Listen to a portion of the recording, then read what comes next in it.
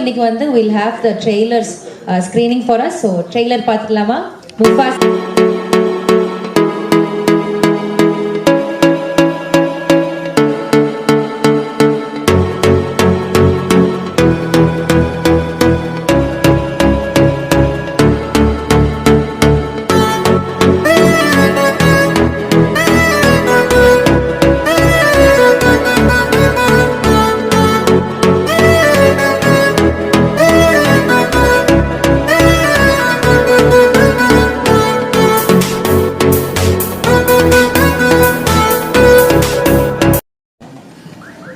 இல்லை first lion கிங்கோட பெரிய ஃபேன். நம்ம எல்லோரும் வளரும்போது பார்த்த படம் அது. அர்ஜுன் சொன்ன மாதிரி அவங்க அக்கா குழந்தைங்களுக்காக பண்ண மாதிரி நான் எனக்குள்ளே இருக்கிற என்னோட குழந்தைங்க பண்ணது.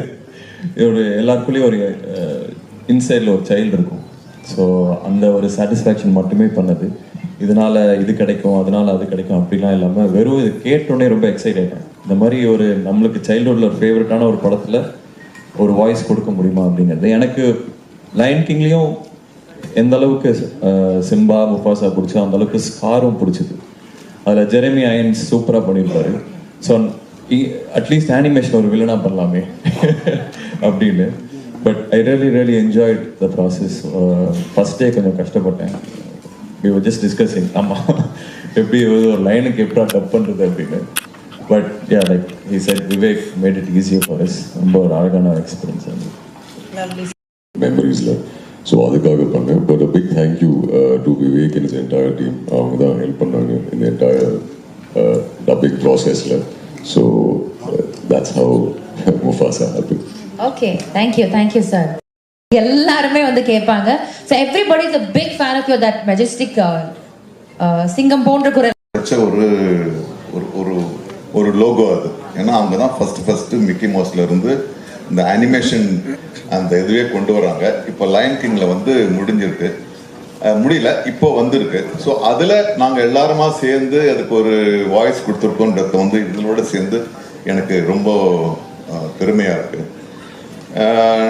நான் நடிக்கிறதுக்கு முன்னால் எனக்கு நடிப்பு வாய்ப்பு வராதுன்னு டப்பிங் ஆர்டிஸ்டாக தான் நான் வந்து என்னுடைய சினிமா துறையை நான் ஆரம்பித்தேன். அப்போ நான் ஃபஸ்ட்டு பேசுனதே வந்து ஒரு பாம்புக்கு தான்.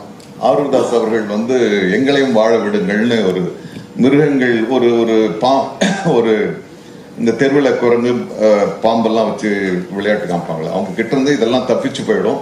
அவங்களுக்குள்ள நடக்கிற கதை அதில் வந்து நான் வந்து பாம்பாக தான் ஃபஸ்ட்டு நடித்தேன். ஸோ இப்போ வந்து சிங்கத்தில் நின்று இருக்கு.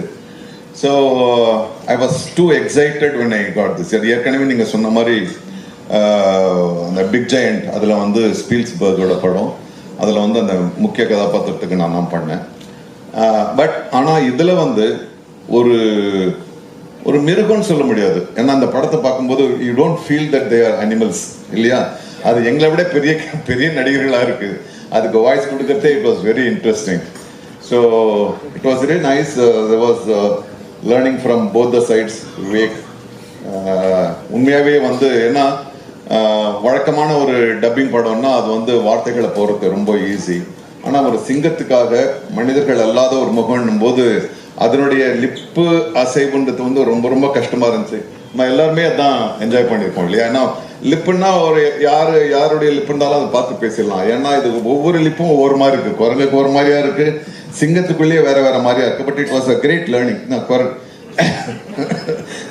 குரங்கு ரொம்ப ரொம்ப கஷ்டம். ஏன்னா குரங்குல இருந்தா மனிதன் பிறந்தான், அதனால கொஞ்சம் ஈஸியா இருக்கும்னு நினைச்சேன். Okay, so I am so excited. ஒரே ஒரு நிமிஷம் அதிகமாக இருந்துச்சுன்னா நான் ஒரு முக்கியமான விஷயத்தை அசோக் செல்வனுக்கு தெரியும். I always wanted to theorize the way of acting in Tamil films.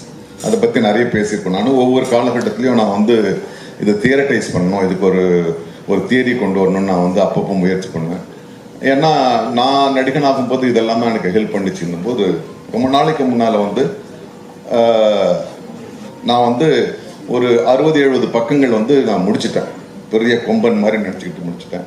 அப்போ தான் lion king first lion king release ஆகுது 2D.